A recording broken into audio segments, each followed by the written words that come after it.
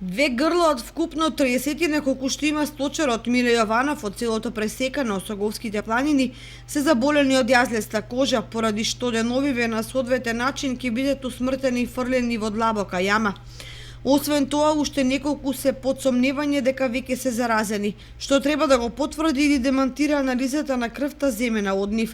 Оваа вест ги загрижи сточарите од Осоговието, кои со своите стада долго и одолеваа на појавата на опасната болест кај говедата, но предолгото чекање за вакцини ги доведе во незавидна положба. Тие сега земена крв излеми ќе бидат позитивни и треба нешто организирати само да ги подчупаме.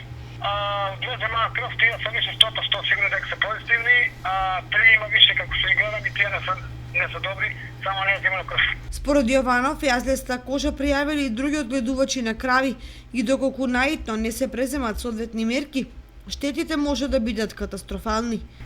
Кај соседите, пресека ја тика года пресека има, дома пресека еден има, до сега не е природна, не знам, во секој момент тика него ќе види. Према моја проценка, ако јадам неде 28 грам говеда, зависи колку ќе птиците дијат, може и половин, тоа големо се.